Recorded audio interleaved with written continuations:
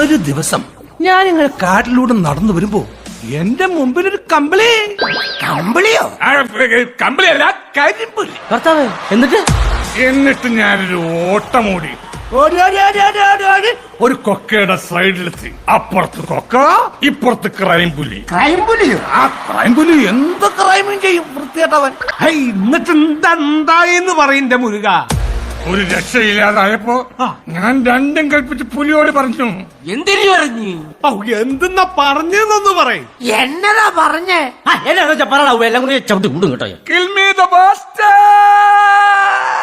എന്ന് വെച്ചാ എന്റെ കൊല്ലടാ തന്തയില്ലാത്തവനെന്ന്. എന്നിട്ട് എന്തായി? ഞാൻ നോക്കുമ്പോ ആ പുലിയുടെ കണ്ണിൽ നിന്നിങ്ങനെ കൂട്ടുകൂട്ടാ കണ്ണീരൊഴുകുകയായി. ആ പുലിക്ക് തന്തയില്ലായിരുന്നു. കർത്താവേ, അതെ, ഭർത്താവില്ലാത്ത പുലിയുടെ അമ്മക്ക് പറ്റിയ ഒരു കയ്യബദ്ധം. പാവം പുലി അവന്റെ വിഷമം കണ്ട് മനസ്സരിഞ്ഞു പോയ ഞാൻ തൊട്ടടുത്ത പാറയിൽ എഴുതി വെച്ചു, സോറി ബ്രോ, സോറി. രാവിലെ പുട്ടാന്നല്ലയോ കഴിച്ചേ? അതെ, എങ്ങനെ മനസ്സിലായി? അല്ല, നല്ല തള്ളി ഇറക്കുന്നോണ്ട് ചോദിച്ചതാ. അല്ലടോ മുരുക, എനക്കൊരു സംശയം. ഈ പുലിയും സിംഹവും തമ്മിലുള്ള വ്യത്യാസം എന്താ? സിംഹവും പുലിയും തമ്മിലുള്ള വ്യത്യാസം എന്ന് പറഞ്ഞാൽ നമ്മുടെ യേശുദാസും MG ശ്രീകുമാറും പോലെ. എന്ന് വെച്ചാ താടിയുള്ളത് സിംഹം, താടിയില്ലാത്തത് പുലി. അത് കൊള്ളാമല്ലയോ? അപ്പൊ പിന്നെ കണ്ടുപിടിക്കാൻ എളുപ്പമാ. എടാ മുരുക, നീ കല്യാണം കഴിച്ചാന്നോ? നിന്റെ കുടുംബമൊക്കെ എവിടാ? അങ്ങ് നാട്ടില. ഭാര്യയുടെ പേര് മൈന. 3 കുട്ടികളുണ്ട്. ഇതെന്നോ? മൂത്തവൾ തത്തമ്മ, രണ്ടാമത്തവൾ മാടത്ത, ഏറ്റവും ഇളയവൾ കുരുവി.